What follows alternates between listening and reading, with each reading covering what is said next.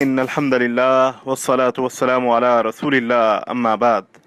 حضرت ابو ہریرہ رضی اللہ عنہ سے مروی ہے، رسول اللہ صلی اللہ علیہ وسلم نے فرمایا، میرے ساتھیوں کو برا مت کہو، میرے صحابہ کو برا مت کہو، اس ذات کی قسم جس کے ہاتھ میں میری جان ہے، اگر تم میں سے کوئی شخص احد پہاڑ کے برابر بھی سونا خرچ کرے تو صحابہ کرام رضی اللہ عنہم کے مد یا آدھے مد کے برابر بھی نہیں پہنچ سکتا۔ اسے مسلم نے روایت کیا۔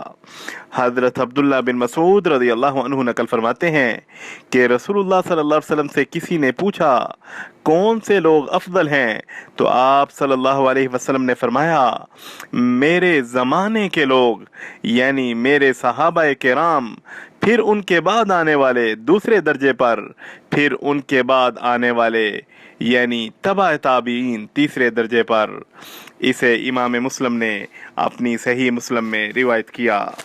حضرت عبداللہ بن عمر رضی اللہ عنہ فرماتے ہیں، اصحاب محمد صلی اللہ علیہ وسلم کو برا نہ کہو، رسول کریم صلی اللہ علیہ وسلم کے ساتھ ان کی گھڑی بھر کی رفاقت تمہاری ساری زندگی کے نیک اعمال سے بہتر ہے۔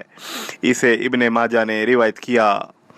حضرت سعید بن زید رضی اللہ عنہ فرماتے ہیں، اللہ کی قسم کسی صحابی کا رسول اللہ صلی اللہ علیہ وسلم کے ایک غزوہ میں شریک ہونا جس میں صرف اس کا چہرہ غبار آلود ہوا ہو تمہارے سارے اعمال سے افضل ہے، خواہ تمہیں نوح علیہ السلام کے برابر عمر دی گئی ہو۔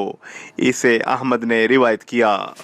حضرت عبداللہ بن بسر رضی اللہ عنہ فرماتے ہیں، رسول اللہ صلی اللہ علیہ وسلم نے ارشاد فرمایا، مبارک ہو جس نے مجھے دیکھا یعنی صحابی اور مجھ پر ایمان لایا، اور مبارک ہو اسے جس نے اسے دیکھا جس نے مجھے دیکھا یعنی تابعی اور ایمان لایا، اور مبارک ہو اسے جس نے صحابی کو دیکھنے والے یعنی تبع تابعی کو دیکھا اور ایمان لایا۔